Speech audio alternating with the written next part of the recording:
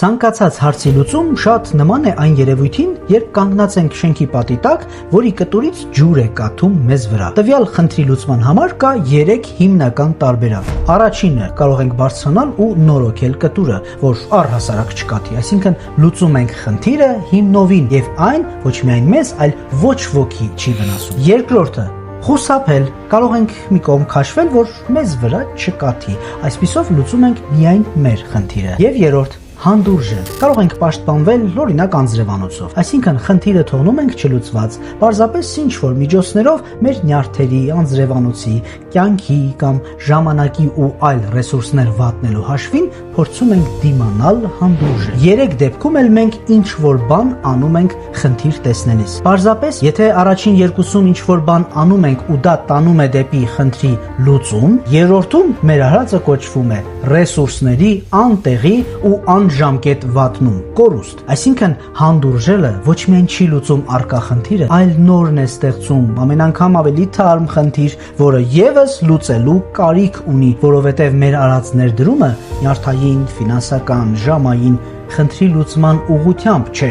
այլ խնդրի պատճառած վնասները շտկելու։ Խնդիրը գալիս ավերում է, դու ներդրում ես անում վնասը փոխհատուցելու, խնդիրը գալիս վիրավորում է, դու ներդրում ես անում վիրակապերի ու վերքերը բուժելու վրա, որպեսզի պատրաստ լինել ընդունելու խնդրի հաջորդ հոսքը։ Դա նույնն է, որ դու մի քանի խանութ ունենաս, բայց խանութներից մեկը ոչ միայն վաճառք չի ապահովում, այլ դրան գումարած ծախսեր է պահանջում։ Աշխատավարձ պիտի տաս, տարածքում ասֆալտապատման, աղբանության ու այլևայլ ծախսեր էլ դրված է քեզ վրա։ Այն դեպքում, երբ այդ խանութից 0 եկամուտ ես ստանում, ստիպված ես այլ խանութներից եկած եկամտից մի կերպ հասցնել այս խանութի ծախսերը փակել։ Սա երկար չի տևի, դու մեկ օր կսննկանաս ու կքամես մյուս տեղերից եկած ռեսուրսներն։ Այսինքն մեկ անարդյունք աղբյուրը մյուս արդյունավետ աղբյուրները եւս կդարձնի անարդյունք ժամանակի ընթացքում։ Յուրաքանչյուրս մի խնդիր ունենք, բայց եթե ուզում ենք լուծել, պետք է վարվենք առաջին 2 տարբերակներից մեկով։ Կամ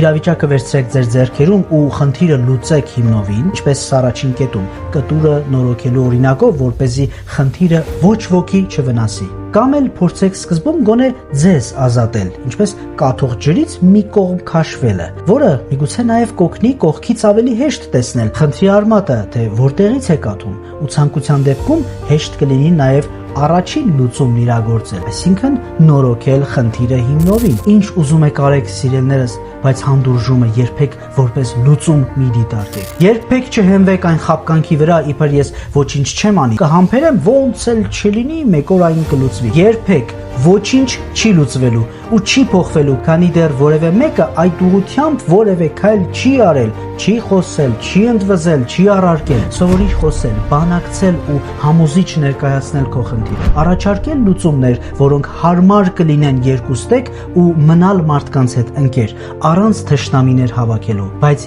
երբեք մի լռիր։ Հա, ես գիտեմ, դու կարող ես։